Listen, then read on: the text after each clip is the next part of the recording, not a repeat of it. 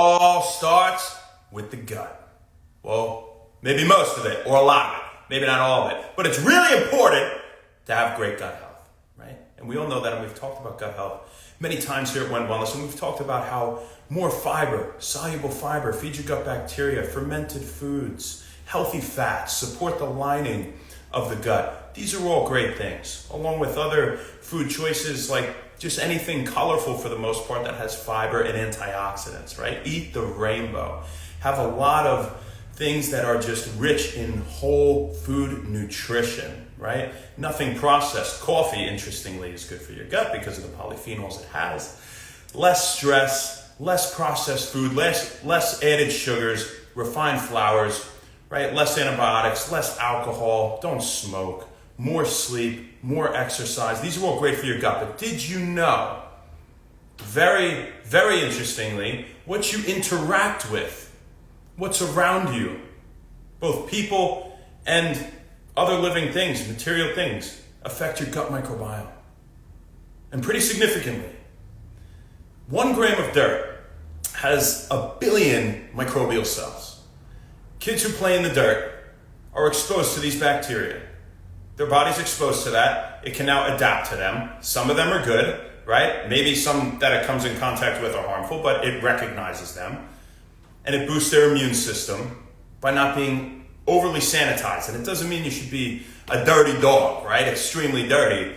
But over-sanitization is often an issue, right? And, without getting too far into that, that's just an example of kids playing in the dirt, maybe being less likely to have things like allergies and hypersensitivities to things, and that's just one random example. But when you surround yourself with people, did you know that your gut microbiome actually changes according to who you are in contact with?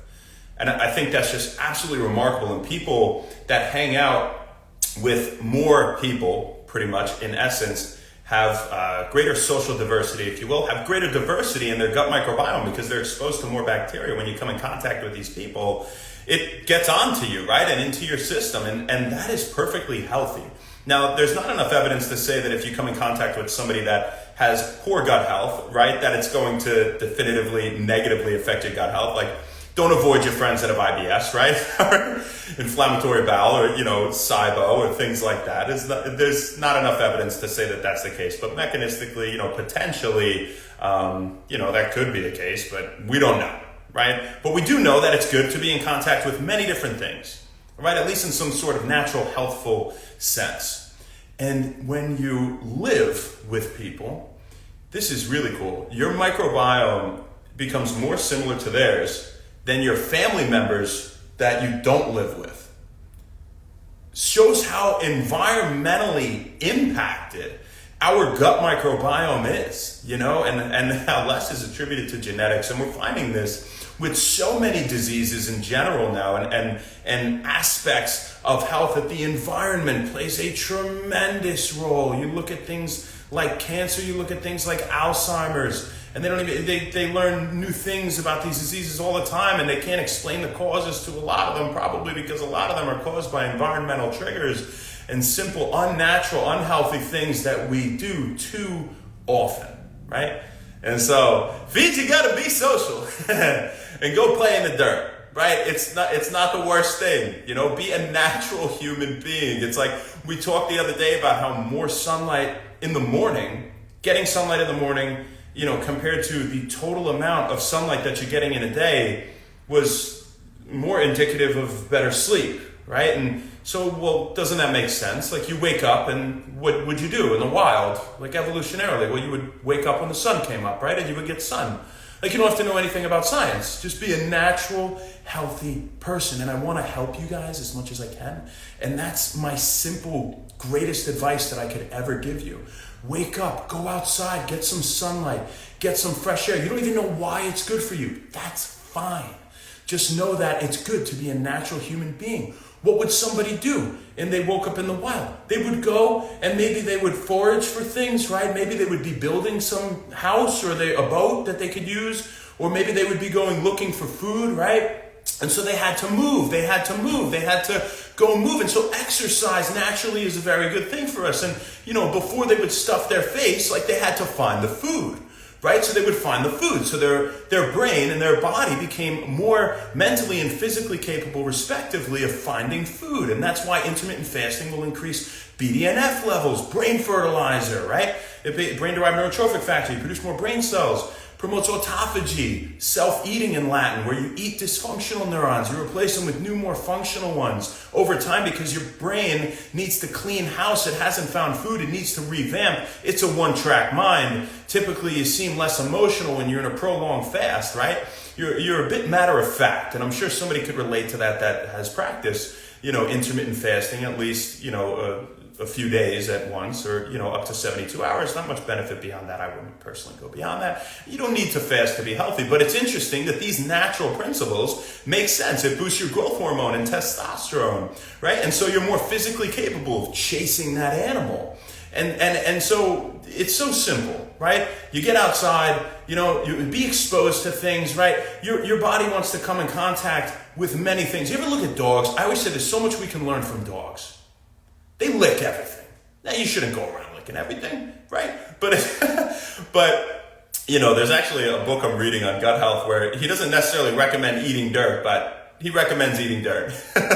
I mean, don't go eat dirt, but, like I said, kids playing in the dirt, greater microbial diversity, less likely to get sick of a lot of diseases. But, being exposed to things is okay, right? It's okay. We don't have to be so neurotic and crazy and worried about exposing ourselves to all of these things, right? It will make you stronger. And what you want to do is just build your natural frame so that whatever you come in contact with, you will handle well. And that goes with mental and physical fortification, right? Mental training, physical training, getting in the gym, just exercising, even just walking, things like that. And so if we go back to our evolutionary ancestors, right? And later in the day, what would they be doing after they found that food? They'd eat a lot of food, and they killed that deer, and they hadn't eaten for a few days, maybe because they couldn't find food, right? And so if they could, and by the way, what's the primary thing they're probably looking for in the wild?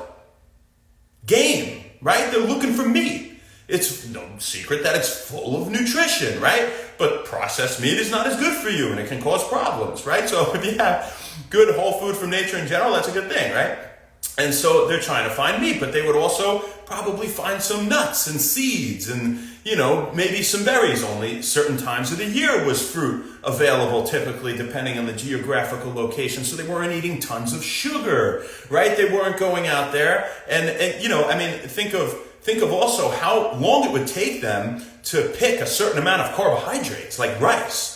Like back in the day, that takes a lot of effort. Like you would have to pick a lot of rice and then store it to be able to have even a cup of rice a day, right? So maybe we're not meant to have tons of carbohydrates, and doesn't that make so much sense? Because it's excessive carbohydrate intake is associated with so many diseases, especially simple carbohydrates, because those weren't necessarily available right there in nature for the most part, right? And there's no essential carbohydrates, meaning we have to get them from the diet. Our body can't produce them. Really, fiber is the only thing that we think of, right? And soluble fiber, feeding our gut bacteria and improving digestion, right? But there are essential fats we need to get from nature, like EPA and DHA, omega-3s, that you would find in things like fatty fish in nature, right?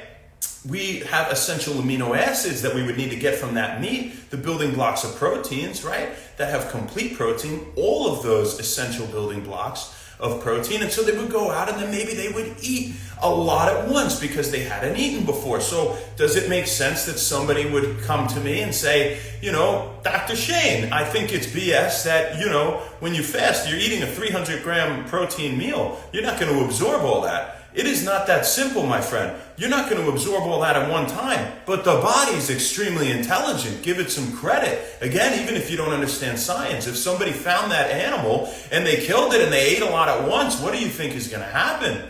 You think their body is so stupid it's going to say, we're only going to use 10% of this? No, it's going to store it in the stomach, promote the release of cholecystokinin in the intestines, a hormone that tells your stomach to delay the emptying of the rest of the food until you're ready to absorb all of it. So you won't absorb all of it at once, But research shows you can absorb a lot more protein than we had previously thought from a single meal. 80 grams to reference one trial. And, I'm sure it's even way more than that, right? Evolutionarily making sense, being natural, okay? And maybe if you found that food and you stored it, and these Indians, they put it under the ground and they had that deer, they had a lot of it, and then maybe they'd wake up the next day and maybe they would have some of it, and maybe they would. But what are they eating? Like, they're eating just whole food from nature. So necessarily you don't have to be fasting to be healthy, right? The quality of the food is more important. And this video has gotten way off track, but I'm super passionate about this, and I'm just gonna spit some health right now, and common sense, and try to help people just be healthier without knowing anything about health, science, nutrition, right? So then what would happen after you ate? Well, when the sun goes down, right? Naturally, they're going to start to produce more melatonin. Are they looking at screens and things? And of course not. What's the only light available? It's the moon. It's a fire. It's something that does not have a lot of luminescent units, a lot of lux, right? And so it makes sense that if we look at screens before bed, it's disrupting our diurnal rhythm, our circadian rhythm. And they go to bed when the sun goes down. They get up when the sun wakes up. Guys, just be natural and healthy. What are you drinking in nature? For the most part, right? Water. You're drinking water, a lot of water, really as much as they could probably find, right? So, it's just so much simpler than we make it out to be. And it's so fascinating. The more research that I read and the more that comes out is just telling us, guys, it's so much simpler than we had thought, right?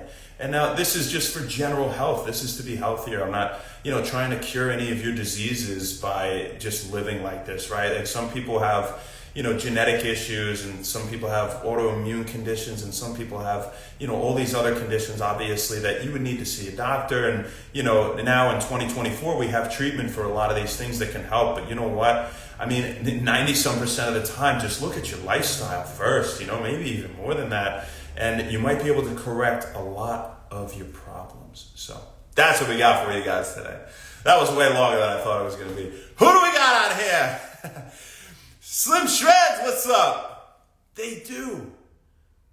The body is so intelligent, and that is the basis for chiropractic. That is one reason I just got the chills. I really have them strongly right now, because I love being a chiropractor so much, because I'm not doing anything. The body heals itself. The body heals itself. I am putting it in a position that it can naturally flourish. That is my goal. And even before you see a chiropractor or a physical therapist, any doctor of any sort, live that natural lifestyle. Do all those things that we're supposed to be doing, right? Stop sitting for 8 hours a day. Stop eating all this processed food. Stop watching TV at 2 a.m, right? It's just not natural. It's not good for you. Correct your lifestyle first and foremost. Yeah, right. Exactly. And it's like, Ben, have I read studies that show, how low the carbohydrate intake was with our evolutionary ancestors? Honestly, no. I haven't read much literature on that at all, but common sense wise, it makes sense, and it goes hand in hand as to why, we wouldn't have essential carbohydrates, right? That we would need, That's right. Sabia, what's up? The Thieves. They beast from the east. Sabia sisters, how you doing? Gotta see you in here soon. I hope you're feeling good. Kristen, hello, my dear. I love it, dude. Ben, you're a beast, man. That's awesome. City Slicks. Ash, what's up? You coming in this week or what? Shoot me a text.